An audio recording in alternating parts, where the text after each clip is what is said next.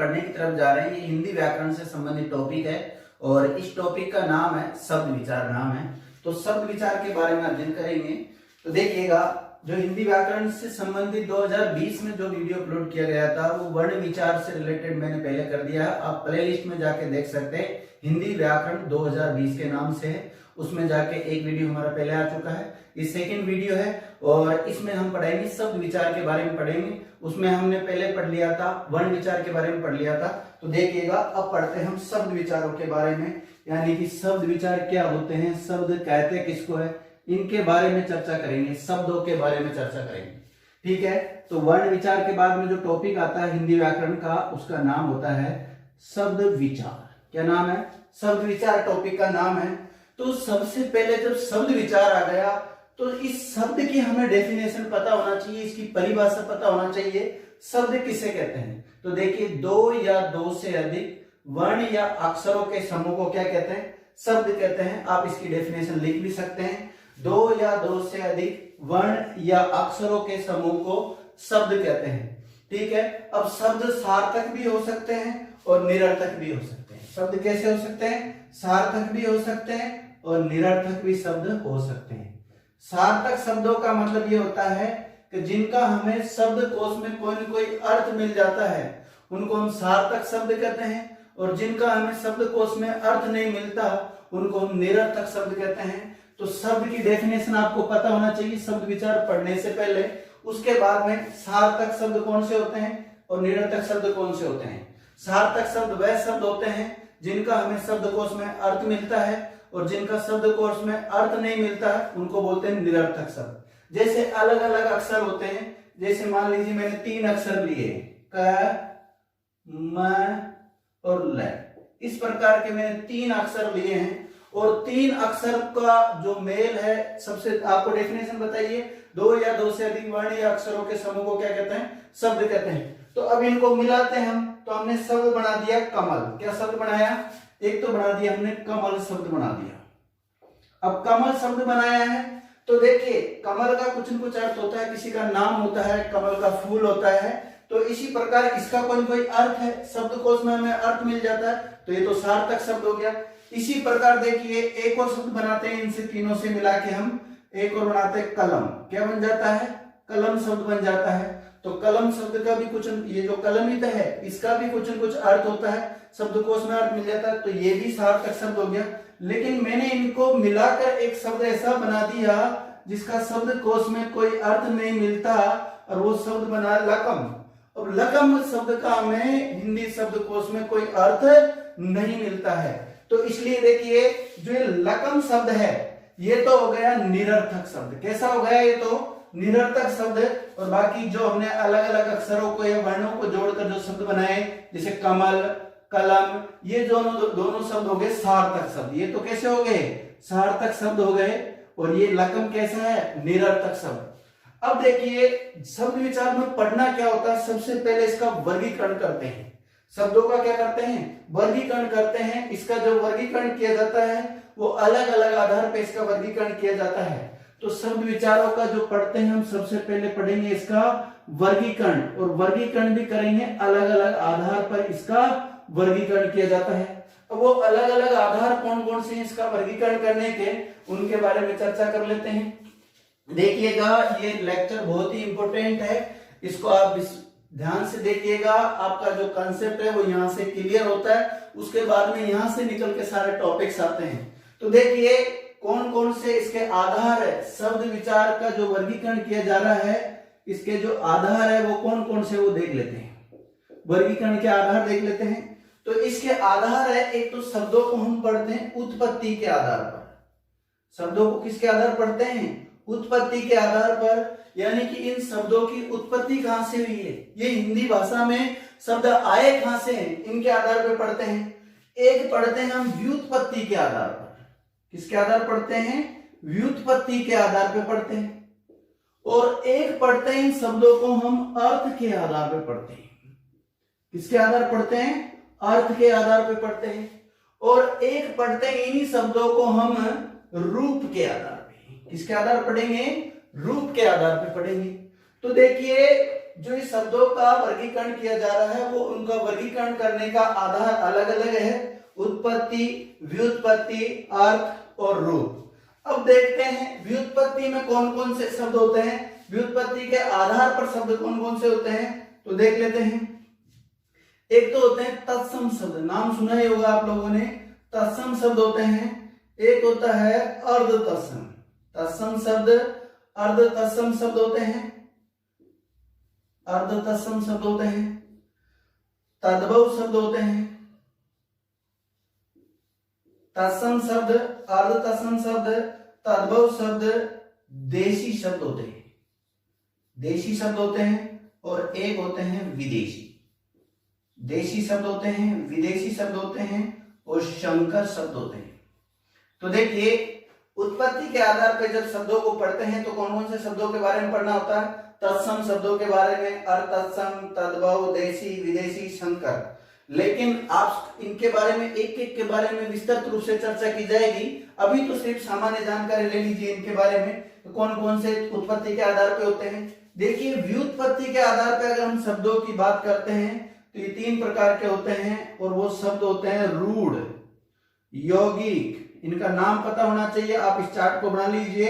देखिए कौन कौन से होते हैं, रूढ़, यौगिक और योग रूढ़ भी होते हैं, इनके बारे में पता होना चाहिए। यहां से हिंदी व्याकरण के बहुत सारे टॉपिक निकल के आते हैं। देखिएगा अर्थ के आधार पे जो शब्द होते हैं वो कौन कौन से होते हैं, वो देख लीजिए। एकार्थक शब्द, कौन कौन से शब्द होते हैं, एकार्थक शब्द होते हैं, अनेकार्थक शब्द होते हैं, इनको लिखते रहिए आप, हाथों हाथ नोट्स बना लीजिए आपके। एकार्थक शब्द, अनेकार्थक शब्द और समानार्थक शब्द, समानार्थक शब्द होते हैं, और एक होते हैं विपरीतार्थक शब्द, विपरीतार्थक शब्द होते हैं। इसके अलावा हम पढ़ते हैं रूप के आधार पे। तो देखिए रूप के आधार पर शब्द 2 प्रकार के होते हैं। कितने प्रकार के होते हैं, 2 प्रकार के होते हैं। एक तो होते हैं विकारी शब्द, कौन कौन से होते हैं, विकारी शब्द होते हैं, और एक होते हैं अविकारी शब्द। एक तो विकारी शब्द होते हैं और एक अविकारी शब्द होते हैं, इनके बारे में पता होना चाहिए। कई बार इसी चार्ट में से क्वेश्चन आ जाता है, तो आप इसको थोड़ा ध्यान से देखिएगा। देखिए विकारी शब्दों में कौन कौन से आते हैं, विकारी शब्दों में आते हैं संज्ञा, कौन कौन से टॉपिक आते हैं, संज्ञा, सर्वनाम, संज्ञा, सर्वनाम, विशेषण और क्रिया। संज्ञा, सर्वनाम, विशेषण और क्रिया, ये किसमें आते हैं, विकारी शब्दों में आते हैं। अब देख लेते हैं अविकारी शब्दों में कौन कौन से आते हैं। अविकारी शब्दों में आते हैं क्रिया विशेषण, क्रिया विशेषण, क्रिया विशेषण शब्द आते हैं। इसके अलावा संबंध बोधक शब्द आते हैं, संबंध बोधक शब्द आते हैं, और समुच्चय बोधक शब्द आते हैं, समुच्चय बोधक शब्द आते हैं। इसी के साथ देखिए क्रिया विशेषण, संबंध बोधक, समुच्चय बोधक और विस्मयादि बोधक, ये बहुत ही इंपॉर्टेंट चार्ट है। विस्मयादि बोधक शब्द आते हैं। इसी के साथ देखिए एक और आता है निपात। देखिएगा उत्पत्ति के आधार पे, उत्पत्ति की जगह पर आपको एक और नाम मिल सकता है, इसका नाम मिल सकता है स्रोत। क्या नाम मिल सकता है, स्रोत। एक और नाम मिल सकता है इतिहास। तो इसके आधार पे शब्द कौन कौन से होते हैं, यानी कि हमारी हिंदी भाषा में ये जो शब्द है वो कहां से आए, उत्पत्ति के आधार पे, स्रोत के आधार पे, इतिहास के आधार पर कौन कौन से शब्द होते हैं। वैसे तो 4 ही होते हैं मूल रूप से, तो तत्सम, तद्भव, देशज और विदेशज। लेकिन जब पढ़ते हैं तो इनको सारों को पढ़ना होता है। उसमें आते हैं तत्सम शब्द, अर्ध तत्सम, तद्भव, देशी, विदेशी और संकर। इनके बारे में एक एक के बारे में हम विस्तृत रूप से चर्चा करेंगे, लेकिन आपको पहले चार्ट समझ में आना चाहिए। व्युत्पत्ति के आधार पर देखो शब्द कौन कौन से होते हैं, रूढ़, यौगिक, योग रूढ़ शब्द होते हैं। इसी के साथ अर्थ के आधार पर एकार्थक, अनेकार्थक, समानार्थक और विपरीतार्थक शब्द होता है। विकारी शब्दों में कौन कौन से आते हैं, संज्ञा, सर्वनाम, विशेषण और क्रिया। अविकारी शब्दों में कौन कौन से आते हैं, क्रिया विशेषण, संबंध बोधक, समुच्चय बोधक, विस्मयादि बोधक और निपात। इनके अलावा देखिएगा कुछ विकारक शब्द होते हैं, विकारक शब्द भी होते हैं। अब वो विकारक शब्द कौन कौन से होते हैं उनके बारे में भी यहां लिख देता हूं। देखिए, लिंग वचन कारक, काल, वाच्य और पुरुष, ये विकारक होते हैं। लिंग, वचन, कारक, काल, वाच्य और पुरुष। कई बार यहां से क्वेश्चन आता है, निम्न में से कौन सा शब्द विकारी शब्द है, कौन सा अविकारी है, या कौन सा विकारी है, कौन सा अविकारी नहीं है, विकारक कौन सा है नहीं है, इनके बारे में क्वेश्चन आ सकता है। यहां से भी क्वेश्चन पुटअप होने के चांस रहते हैं। उसके अलावा देखिए, अब सबसे पहले जानते हैं हम विकारी शब्द किसको कहते हैं। विकारी शब्द देखिए, जिनमें विकार को, यानी कि ये विकारक है ना, लिंग, वचन, कारक, काल, वाच्य, पुरुष, इनमें से किसी के कारण जिनमें परिवर्तन हो जाता है उनको विकारी शब्द कहते हैं। और विकारी शब्दों के जो उदाहरण है वो संज्ञा, सर्वनाम, विशेषण, क्रिया, तो ये सारे टॉपिक पढ़ेंगे, अलग अलग टॉपिक है हिंदी व्याकरण में, इनको पढ़ेंगे। अविकारी शब्द, जिनमें विकारकों के कारण कोई परिवर्तन नहीं होता है, उनको कहते हैं हम अविकारी शब्द। और अविकारी शब्दों का एक और नाम मिलता है, ये अविकारी शब्दों को हम बोलते हैं अव्यय। क्या बोलते हैं? अव्यय बोलते हैं। और इसके कौन कौन से मिलते हैं? क्रिया विशेषण, संबंध बोधक, समुच्चय बोधक, विस्मयादि बोधक और निपात। देखिए, ये अविकारी शब्द हम अलग अलग टॉपिक पढ़ाएंगे, आपको सारे टॉपिक पढ़ने होंगे। तो शब्द विचार से ही निकल के आ रहा है कि हमें हिंदी व्याकरण में कौन कौन से टॉपिक पढ़ने हैं। साथ ही में देखिए, अर्थ के आधार पर जब बात करते हैं तो अर्थ के आधार पर एकार्थक, अनेकार्थक, समानार्थक, विपरीतार्थक, ऐसे शब्द जिनका एक ही अर्थ निकलता हो उनको एकार्थक शब्द कहते हैं। ऐसे शब्द जिनके एक से अधिक अर्थ निकलते हो उनको अनेकार्थक शब्द कहते हैं। ऐसे शब्द जिनके समान अर्थ निकलते हैं उन्हें समानार्थक शब्द कहते हैं। ऐसे शब्द जिनके विपरीत अर्थ निकलते हैं, एक दूसरे के उल्टे अर्थ निकलते हैं, उनको विपरीतार्थक शब्द बोलते हैं। विकारक, जो विकार उत्पन्न करने का काम करते हैं, जैसे लिंग, वचन, कारक, काल, वाच्य, पुरुष, ये क्या करेंगे? विकार उत्पन्न करेंगे। और इन सारे टॉपिक को हम पढ़ते हैं अलग अलग तरीके से। देखिए, उत्पत्ति का जो दूसरा नाम मिलता है, स्रोत भी नाम मिल सकता है, आपको इतिहास भी नाम मिल सकता है। इसी प्रकार जो ये व्युत्पत्ति शब्द है, इस व्युत्पत्ति शब्द की जगह पे आपको रचना भी पूछा जा सकता है, या बनावट भी शब्द नाम दिया जा सकता है। तो बनावट के आधार पर अगर पूछते शब्द कौन कौन से होते हैं, तो रूढ़, यौगिक, योग रूढ़ होते हैं। रचना के आधार पर आ जाए तो भी यही होते हैं, व्युत्पत्ति के आधार पर आ जाए तो भी यही होते हैं। आपको ऐसा पता होना चाहिए। देखिए, इस रूप की जगह पे आपको मिल सकता है व्याकरणिक विवेचना, या व्याकरणिक दृष्टिकोण से शब्द कौन कौन से होते हैं, तो ऐसा दूसरा नाम भी इनका मिल सकता है, ध्यान रखिए आपको एग्जाम में। तो तत्सम शब्द देखिए, सामान्य जानकारी दे देता हूं। ऐसे शब्द जिनको हमने संस्कृत से ज्यों के त्यों हिंदी में ग्रहण किए गए हैं उनको तत्सम शब्द कहते हैं। और अर्ध तत्सम, ऐसे तत्सम शब्द जिसमें हमने थोड़ा परिवर्तन करके हिंदी में अपना लिए हैं उनको कहते हैं हम अर्ध तत्सम।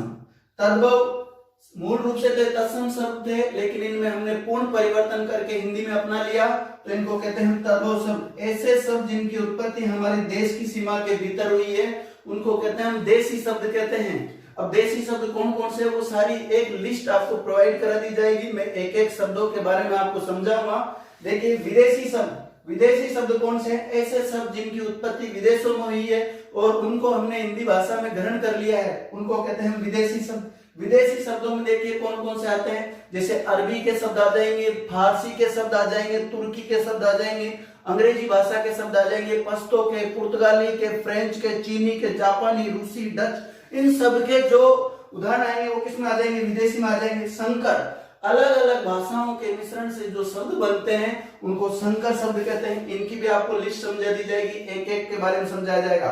देखिए, रूढ़ शब्द किसको कहते हैं? व्युत्पत्ति के आधार पर देखिए, रूढ़, यौगिक, योग रूढ़, तीन होते हैं। रूढ़ शब्द किसको कहते हैं? तो ऐसे शब्द जिनके हम सार्थक टुकड़े नहीं कर सकते, जिनके सार्थक खंड नहीं कर सकते, उनको रूढ़ शब्द कहते हैं।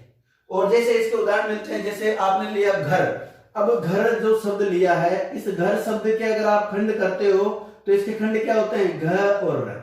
अब इस घ और र का कोई अर्थ नहीं मिलता, अर्थात जिनका कोई हम सार्थक खंड नहीं कर सकते उनको रूढ़ शब्द कहते हैं। इसी प्रकार देखिए, रूढ़ शब्द के और बहुत सारे उदाहरण मिलते हैं, घर, हाथ, पैर, रात, दिन, मुंह, घोड़ा, इतने बहुत सारे शब्द हैं। तो वो सब क्या कहलाते हैं? रूढ़ शब्द कहलाते हैं। बात करते हैं यौगिक शब्द कौन से होते हैं।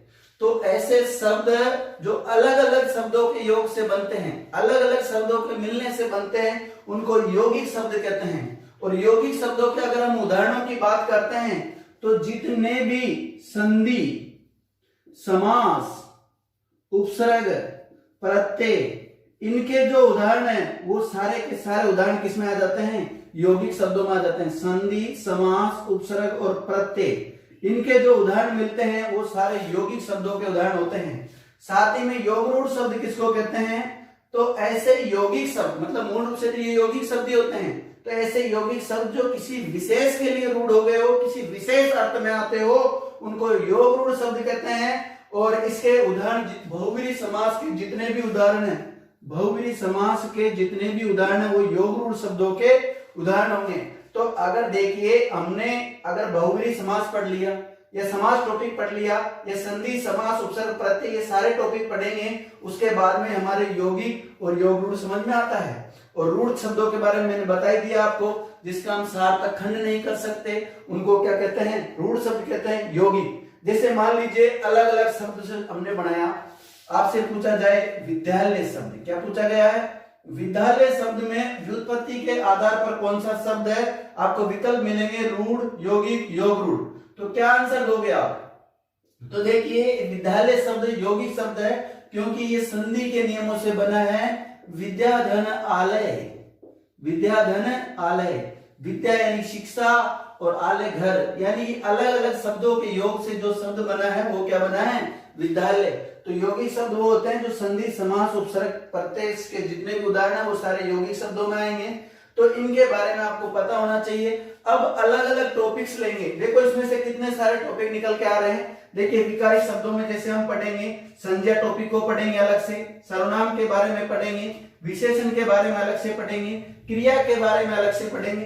तो आपको जब ये टॉपिक पढ़ाए जाते हैं उससे पहले ये शब्द विचार के बारे में एक कंसेप्ट आपका क्लियर होना चाहिए। अविकारी शब्दों को क्या कहते हैं? अव्यय कहते हैं। और इसमें आते हैं क्रिया, विशेषण, संबंध बोधक, समुच्चय बोधक, विस्मयादि बोधक, निपात, इनके बारे में अध्ययन करना होता है। इनको एक एक को विस्तृत रूप से पढ़ना होता है। इसी के साथ जब विकारक शब्द की बात करते हैं, यानी विकार उत्पन्न करते हैं, ये परिवर्तन करने का काम करते हैं, वो कौन कौन से होते हैं? लिंग, वचन, कारक, काल, वाच्य, पुरुष, ये होते हैं। तो इनको हम एक एक को पढ़ेंगे विस्तृत रूप से। तो आज के लिए इतना ही बहुत है। बाकी नेक्स्ट जो क्लास होगी उसको देखने से पहले आपको ये इस क्लास के बारे में नॉलेज होनी चाहिए कि इसमें आते कौन कौन से शब्द आए कहां से हिंदी भाषा में, और इनको हमें पढ़ने की आवश्यकता क्यों पड़ रही है।